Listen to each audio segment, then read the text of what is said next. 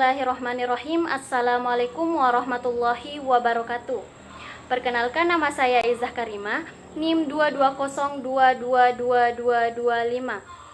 Mahasiswi Universitas Muhammadiyah Senjai, Fakultas Ilmu Sosial dan Ilmu Politik, Program Studi Administrasi Publik.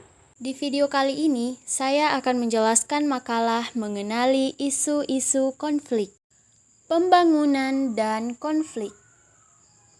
Secara umum, pembangunan dipahami melalui tradisi modernisasi sebagai proses perubahan dalam dimensi ekonomi, sosial, budaya, dan politik yang berdampak secara kelembagaan dan individual masyarakat untuk kesejahteraan.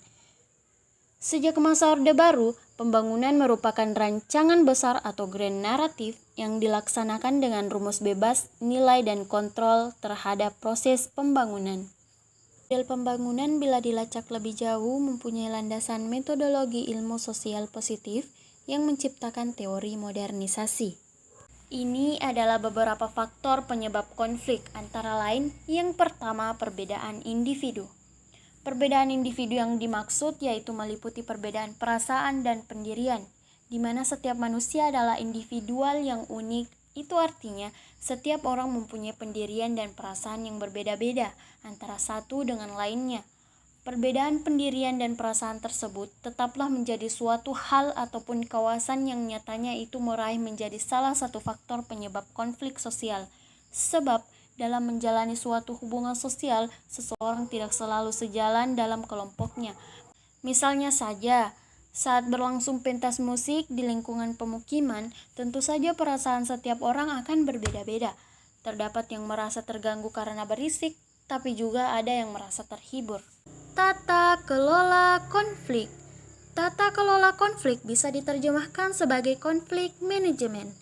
Konflik manajemen secara definitif adalah suatu mereduksi dan menekankan containment kekerasan selama proses konflik melalui pelaksanaan wewenang dan kekuasaan atau power, sehingga konflik bersifat produktif dalam pengertian tercapainya suatu resolusi yang memenangkan semua pihak berkonflik. Pendidikan perdamaian. Seperti telah dibahas melalui teori sosiologi konflik, konflik sosial adalah suatu fenomena yang diciptakan oleh manusia sendiri dalam banyak hal hubungan dan interaksi sosial. Interaksi sosial dibentuk oleh konteks sejarah, pengalaman dan persepsi, penafsiran dan ekspresi kenyataan sosial mereka.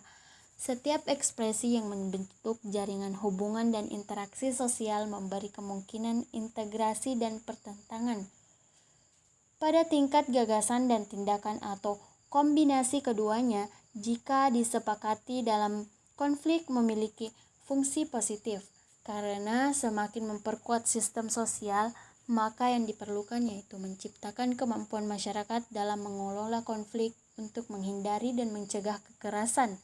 Pendidikan adalah lembaga yang paling mungkin membuat proses pembangunan perdamaian di Indonesia.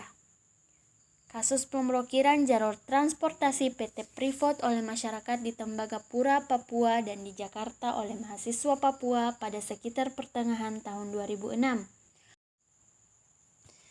Kita perlu memahami bahwa aksi protes yang muncul adalah usaha perlawanan terhadap kekerasan yang menimpa mereka.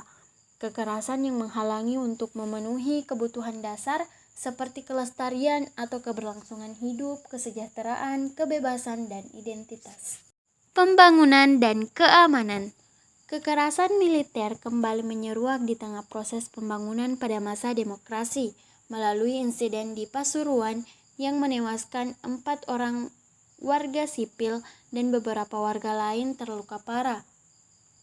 PT Raja Wali dengan bantuan anggota Korps Marinir TNI Angkatan Laut melakukan tindakan militer dan mengesampingkan hak kewarganegaraannya, hak yang dijamin oleh perundangan dalam sistem politik demokrasi, yaitu hak memperjuangkan, menyampaikan suara dan kepentingan tanpa ancaman dari manapun, apalagi oleh lembaga negara. Krisis pangan dan kekerasan. Krisis pangan akibat krisis global yang ditandai melonjaknya harga kebutuhan pokok memberi beban psikologis terutama kalangan masyarakat menengah ke bawah di Indonesia. Masyarakat dari kalangan pekerja bergaji rendah dan usaha kecil bermodal terbatas semakin kesulitan memenuhi kebutuhan dasarnya.